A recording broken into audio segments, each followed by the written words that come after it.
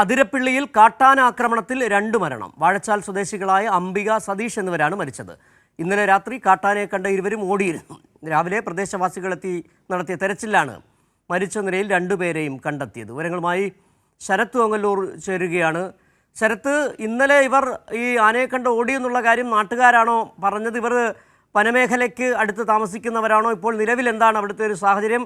ഈ മതപ്പാടുള്ള ആന തന്നെയാണോ ഇരുവരെയും കൊലപ്പെടുത്തിയെന്ന് മനസ്സിലാക്കാൻ കഴിയുന്നുണ്ടോ?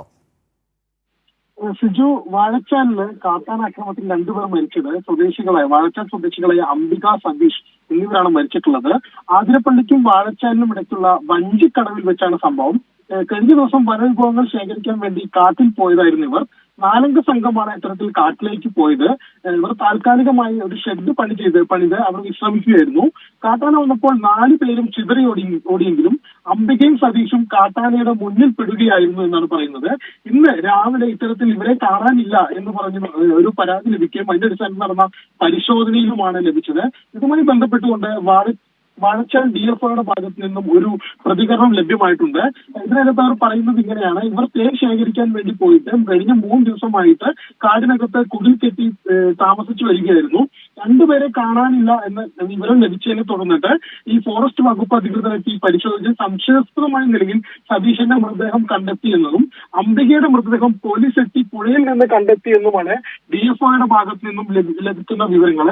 ഇതുമായി ബന്ധപ്പെട്ടുകൊണ്ട് DFO പറയുന്ന മറ്റൊരു പ്രധാനപ്പെട്ട കാര്യം, മരണകാരണം സ്ഥിരീകരിക്കേണ്ടതുണ്ട് എന്ന് പറയുന്നത് പോസ്റ്റ്മോർട്ടത്തിനുള്ള സജ്ജീകരണം. അതായത് ശരത് ഇപ്പോൾ ഈ പറയുന്നത് പോലെ ശരത്ത് പറഞ്ഞതെന്ന് മനസ്സിലാക്കാൻ കഴിയുന്നത് DFOയുടെ വാക്കുകളിൽ നിന്ന് കാട്ടാന ആക്രമണത്തിലാണോ കൊല്ലപ്പെട്ടതെന്ന കാര്യത്തിൽ വനം വകുപ്പിന് സംശയമുണ്ട്. അതിൽ ഈ അംബികയുടെ മൃതദേഹം കണ്ടത് പുഴയിലാണ്, കുറച്ച് മാറിയാണ് സതീഷിന്റെ മൃതദേഹം കണ്ടത്, അല്ലേ? തീർച്ചയായിട്ടും DFOയുടെ ഭാഗത്ത് നിന്ന് വന്നിട്ടുള്ള പ്രതികരണം അപ്രകാരമാണ്. എന്നാൽ ഇവരുടെ കൂടെ ഉണ്ടായിരുന്ന ആളുകൾ അത് വളരെ കൃത്യമായി പറയുന്നത് ഈ കാട്ടാനയെ കണ്ട് ഇവർ ചിതറി ഓടുകയും അതിന്റെ അടിസ്ഥാനത്തിൽ ഇവരെ കാണാതാവുകയും ചെയ്തു എന്നാണ് ഈ കൂടെ ഉണ്ടായിരുന്ന ആളുകളുടെ പ്രതികരണങ്ങളിൽ നിന്ന് നമുക്ക് ലഭ്യമായിട്ടുള്ളത്. ഇതുമായി ബന്ധപ്പെട്ടുകൊണ്ട് DFOയുടെ ഭാഗത്ത് നിന്നുള്ള വനം വകുപ്പിന്റെ ഔദ്യോഗികമായിട്ടുള്ള അവരുടെ അറിയിപ്പ് എന്ന് പറയുന്നത് ഇങ്ങനെയാണ്: ഈ അംബികയുടെ മൃതദേഹം പോലീസ് എത്തിയിട്ട് പുഴയിൽ നിന്നാണ് കണ്ടെത്തിയിട്ടുള്ളത്. സതീഷിന്റെ മൃതദേഹം ഇത്തരത്തിൽ കാടിനകത്ത് നിന്നും കണ്ടെത്തിയിട്ടുണ്ട്. ഇവർ 3 പേരും ഇവർ 2 പേരും ഉൾപ്പെടെയുള്ള സംഘം അതിൽ കുറച്ച് വ്യക്തതയോട് വരേണ്ടതുണ്ട്. ഈ 2 പേരെ കണ്ടെത്തി എന്ന് പറയുന്നത് സതീഷും അംബികയും. സതീഷിന്റെയും അംബികയുടെയും ദേഹത്ത് കാട്ടാന ആക്രമണത്തിൻ്റെതായ പാടുകൾ, മുറിവുകൾ വല്ലതുമുണ്ടോ? അക്കാര്യങ്ങളിൽ എന്തെങ്കിലും സ്ഥിരീകരണം വനം വകുപ്പ് നൽകുന്നുണ്ടോ?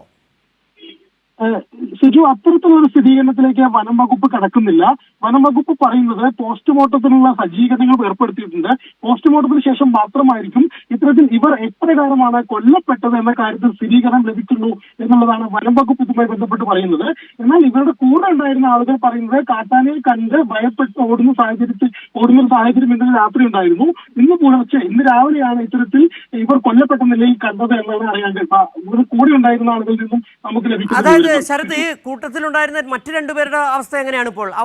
അവര് പുറത്തിറങ്ങിയോ? വനം വകുപ്പിനോട് അവർ പറഞ്ഞ വിവരം അനുസരിച്ചാണോ ഈ കാട്ടാനാക്രമണത്തിനാണ് കൊല്ലപ്പെട്ടത്? അവരുടെ വാക്കുകൾ ഉദ്ധരിച്ചായിരിക്കും ഒരു പക്ഷേ നമ്മൾ ഉൾപ്പെടെയുള്ള മാധ്യമങ്ങൾ ഈ കാട്ടാനാക്രമണം ഒന്ന് കൊടുത്തുകൊണ്ടിരിക്കുകയും ചെയ്യുന്നതെന്ന് തോന്നുന്നു. തീർച്ചയായിട്ടും കൂടെ ഉണ്ടായിരുന്ന ആളുകളുടെ പ്രതികരണം നമ്മൾ ഉൾപ്പെടെയുള്ള മാധ്യമങ്ങൾ നൽകിയിട്ടുണ്ട്. അതിനകത്ത് അവർ കൃത്യമായി പറയുന്നുണ്ട്: ഇന്നലെ വൈകിട്ട് 7 മണിയോടുകൂടി കാട്ടാനയെ കാണുകയും ഇവർ ചിതറി ഓടുകയാണ് ഉണ്ടായത്. അതിൽ നിന്ന് 2 പേരെ കാണാതെ, അംബികയും സതീഷിനെയും കാണാതാകുന്ന ഒരു സാഹചര്യം ഉണ്ടാകുന്നു. അതിന്റെ അടിസ്ഥാനത്തിൽ ഇന്ന് രാവിലെ നടത്തിയ പരിശോധനയിലാണ് ഇവരെ കണ്ടെത്തിയതെന്ന് കൂടെയുള്ളവരുടെ ഭാഗത്ത് നിന്ന് നമുക്ക് പ്രതികരണങ്ങൾ ലഭിച്ചിട്ടുണ്ട്. സിജു, ഏതായാലും ശരത്ത്, ഇനിയും കൂടുതൽ കാര്യങ്ങൾ അറിയേണ്ടതുണ്ട്. കാരണം ഇപ്പോൾ കാട്ടാന ആക്രമണം എന്ന് ആധികാരികമായി പറയാൻ കഴിയാത്തൊരു സാഹചര്യമുണ്ടെന്നാണ് മനസ്സിലാക്കാൻ കഴിയുന്നത്.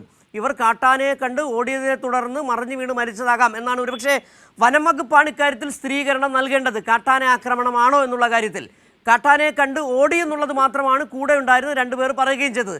എങ്ങനെ അവർ കാട്ടാന ആക്രമണത്തിനാണോ കൊല്ലപ്പെട്ടതെന്ന കാര്യത്തിൽ അവരും പറഞ്ഞിട്ടില്ല, സ്ഥിരീകരണവുമില്ല. 2 പേർ ഇന്ന് രാവിലെ മരിച്ച നിലയിൽ കണ്ടെത്തി. അതിൽ ഒരാളുടെ മൃതദേഹം, അംബികയുടെ മൃതദേഹം, പുഴയിലും സതീഷിൻ്റേത് കരയിലുമാണ് കാണുകയും ചെയ്തത്. എന്നാൽ ഇപ്പോൾ വനംവകുപ്പ് ഇനിയിപ്പോൾ പോസ്റ്റ്മോർട്ടം അടക്കമുള്ള നടപടികളിലേക്ക് പോവുകയായിരിക്കാം. മന്ത്രി ഇത് സംബന്ധിച്ച് നേരത്തെ തന്നെ റിപ്പോർട്ട് തേടുകയും ചെയ്തിട്ടുണ്ട്. ഏതായാലും ഇപ്പോൾ നമുക്ക് നൽകാൻ കഴിയുന്ന വിവരം 2 കാര്യങ്ങളാണ്. ഒന്ന്, നാട്ടുകാർ, അതായത് കൂടെ ഉണ്ടായിരുന്ന 2 പേർ പറയുന്നത് പ്രകാരം ആനയെ കണ്ട് ഇവർ ഓടി, പുലർച്ചെ 2 പേരെ മരിച്ച നിലയിൽ കണ്ടെത്തി. പക്ഷേ വനംവകുപ്പ് പറയുന്നത് കാട്ടാന ആക്രമണത്തിലാണോ കൊല്ലപ്പെട്ടതെന്നുള്ള കാര്യത്തിൽ സംശയമുണ്ട്. നാട്ടുകാർ, ഇവർ 2 പേരല്ലാതെ മറ്റു നാട്ടുകാരുടെ ഒരു അഭിപ്രായങ്ങൾ എങ്ങനെയാണ് ഇതുമായി ബന്ധപ്പെട്ട്? സിജു, ഇതുമായി ബന്ധപ്പെട്ടുകൊണ്ട് ഇവരുടെ കൂടെ ഉണ്ടായിരുന്നത് അംബികയുടെ ഭർത്താവായിട്ടുള്ള രവിയും സതീഷിന്റെ ഭാര്യയായിട്ടുള്ള രമ എന്നിവരും ഇവരുടെ കൂടെ ഉണ്ടായിരുന്നു. അതായത് ഈ കൊല്ലപ്പെട്ട ഈ സതീഷിന്റെയും അംബികയുടെയും കൂടെ അവരുടെ ഭാര്യയും ഭർത്താവും ഉണ്ടായിരുന്നു. ഇവർ മറ്റു രണ്ടുപേരും ഓടി രക്ഷപ്പെടുകയും ചെയ്തിട്ടുണ്ട്.